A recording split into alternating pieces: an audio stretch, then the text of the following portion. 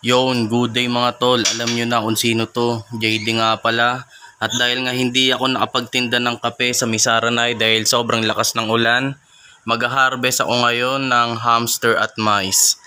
Tapos ito nga, nag-repair ako ng mga dati kong bean cage. Dito ko ilalagay mga ma-harvest kong mice at dito ko naman ilalagay yung mga ma-harvest kong hamster. Yung nga mga tol, dito ko sisimulan. Ayan, kunin natin mga maliliit.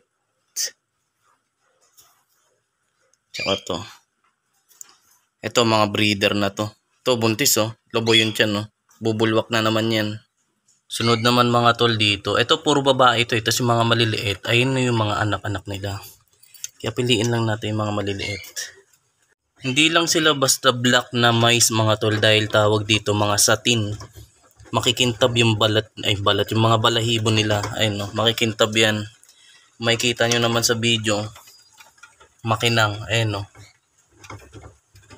Ngayon yung mga na-harvest kong mice, isa-separate natin yan. Dito yung male, tapos dito sa puti yung female. Yan na nga mga tol. Tatlo pa lang ang lalaki na na-harvest ko. Tapos ito na yung mga babae naman. Mas marami yung babae. Ito mga tol, dami kong harvestin dyan na mga mice. Tapos ito ngayon ko lang nakita, papakainin ko. Daming anak ko. Pakainin natin. Bulwak eh oh. Etong dami na ito. Ito wala akong harvestin dito kasi mga pending mail ko yan. Tsaka mga pang out ko rin to yan. Puro mail. Yan natin kung gano'ng karami dito. Dami oh. Hiwalay ko muna yung mga breeder. Ito breeder. Yan muna. Ito breeder din to. Yan muna. Siyempre isang breeder natin. Ayan. Ganyan kasi ako mag-pair dito sa 6 liter bean cage. Isang male, dalawang female. Dami kong harvest no. Piliin ko na to kung sino babae at lalaki. At ayan ang na-harvest ko. Mas lamang na naman ang mga babae kaysa sa lalaki. Ito naman yung isa. Tingnan natin kung gaano karami naman to.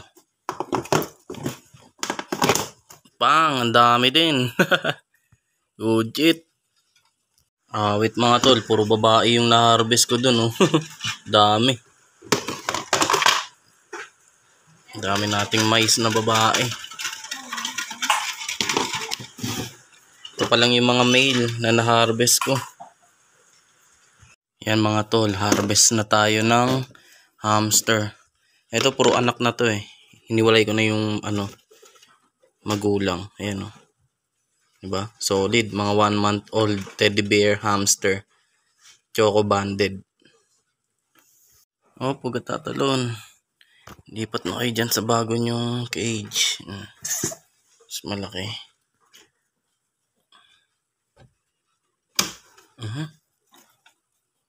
Yung isang bean cage mga tol na harvestin ko sa mga hamster.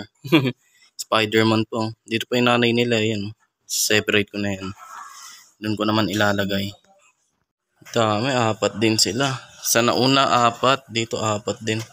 Puro banded cream. Yan. Solid. Ito naman banded choco. Ay hindi. Banded dove. Solid. Mga high mute to mga tol. Mga jumbo line. Mga magwa 1 month old pa lang yan pero kita nyo kung gano'n nakasolid yan oh. Kung kanina mga tol, mga mababalibo, mga teddy bear hamster. Ito naman ay mga golden hamster. Maikli lang yung balahibo. Ayan oh. Meron tayong ditong silver gray banded, silver gray, aguti, tsaka trico. Ayun oh, trico. Ibig sabihin mga tol, tatlo yung kulay niya. May itim, may brown, may puti. Solid, di ba? Pero maliliit pa sila, hindi ko muna iwalay. Papalitan ko lang muna ng kusot. Itong mga tol, hindi ko rin muna harvestin dahil maliliit pa. Tatlo lang yung anak niya, pero solid na ito. Sobrang satin. Ayun, napakakintab. O, di ba? Humikinang sa video. Satin na satin siya. Ito na, mga banded cream, banded, black. Paano siya sa nanay niya, satin, kintab, oh. Ayaw mo muna siya dyan. All goods na nga mga tol. Tapos na ako mag-harvest ng mga mice at ng hamster. Yan, nandiyan yung mga na-harvest kong mice tas mga hamster.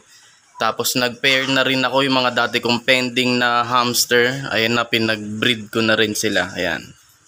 Sa mga nais mag-alaga, rekta mensahe lang. Pwede ko deliver door to door. Whoop, whoop.